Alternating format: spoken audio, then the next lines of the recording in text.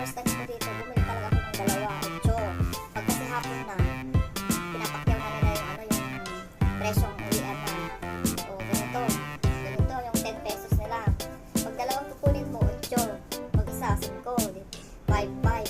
Pero pag dalawa hapon, nagmamadali na sila, pauwi na. Magbibili mo ito ng 8. O, diba? O, 8 na to. Tapos isang 8 na naman.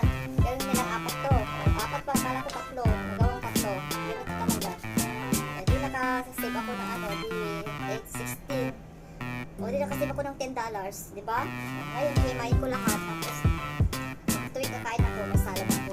Kasi lang kamatis, meron kami kamatis dyan. Hindi ko alam kung makuha ko yung isa kay mamaya. Wala nang i-ano ko dito. Sausaw ko sa ano.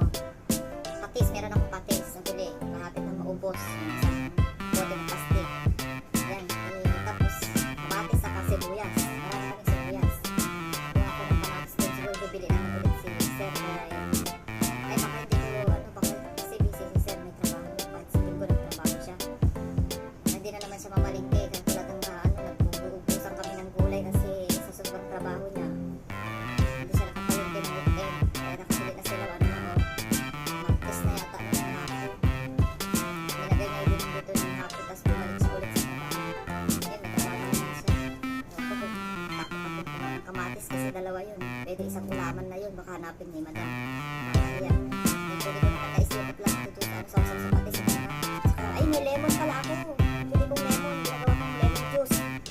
Lemon na lang sa patis, guys. Ay, ko lahat. Diba? Ang dami, guys. Ang dami. Natutuwa ako. Pinakita ko sa asawa ko. Katatawag lang kami. Nakausap ko lang siya. Habang ako nagkakape.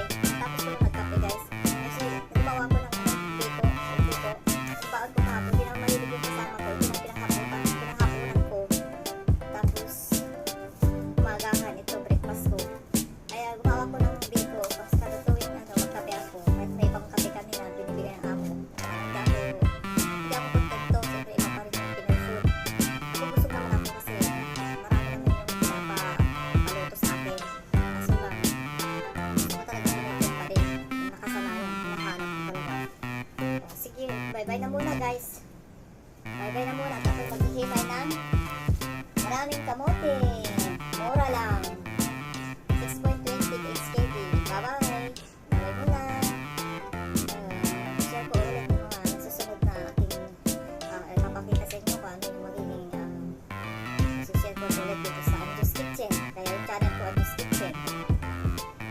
Dito ako sa kusina. Kahit saan man ako. Kasi yun talaga yung ano ko ng channel ko. Minsan na-vlog ako sa mga pinupuntahan ko kahapon. Hindi ko pa na-upload. Pinuntahan ko sa Central. Katulog na ako kagabi, wala nang time. Alas 10 na, time limit ko. Kailangan matulog talaga kasi mayroon puyat dahil may trabaho ka. Mahirap. Nagkakita na naman ko, guys. Dito na ako sa Hong Kong, dati Saudi. Subscribe naman dyan.